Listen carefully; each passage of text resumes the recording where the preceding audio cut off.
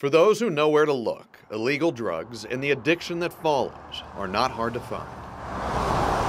Recovery advocate Jeff Breedlove says in Atlanta, like in every major American city, it is an open secret. It's a disease just like cancer. It does not discriminate. Recent DEA drug interdiction operations give a glimpse at the scale of the problem. Roughly 370 kilograms of meth seized in Stone Mountain last week. Close to 400 kilos taken from Norcross last month. Unfortunately, it's becoming very routine, this size, this quantity. Around 1,100 kilograms of cocaine, worth roughly $15 million, tracked through metro Atlanta as part of a multi-state drug trafficking organization, according to the DEA. The scope and breadth of it, but more importantly, was the violence that we saw with this. 9 people were indicted in that case in October. And while Robert Murphy, who leads the DEA's Atlanta division, says drugs are nothing new, where many shipments are now coming from might be a surprise. A Sinaloa and a CJ&G. Latin American cartels moving drugs to and through Atlanta.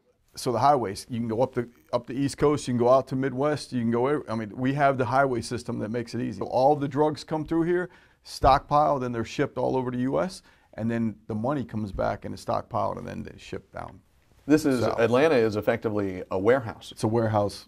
And according to the DEA, it is a major warehouse. So Atlanta, it's safe to say in your view, Atlanta is one of the top 3 distribution hubs for the Sinaloa cartel in the United States. Oh, absolutely, no doubt about it. And with that flow of cartel drugs comes the powerful synthetic opioid, fentanyl. When you grew up and I grew up, you could experiment. You didn't have to worry about being a fatal decision. It's fatal now. It is a deadly game changer. It has made things exponentially worse. A new and lethal threat to those who use drugs, a plight Jeff Breedlove understands. As much as I lied to my spouse and my son and my employers and my friends, I lied to myself the most. He spent decades in active addiction until he says an arrest at this DeKalb County motel changed his life. Now you're able to come back here at this same site and look at it, and I see you smiling just a little bit when you talk about it. Well, here's what I want you to know. Addiction's very real, and it's very deadly.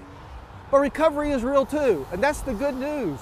Breedlove's survival and recovery, a success story the DEA hopes to support by taking drug traffickers off the streets. But I can't even imagine what the streets would look like if we weren't out there doing what we're doing and preventing them and not making this into the Wild Wild West. In Atlanta, Zach Merchant, 11 Alive News.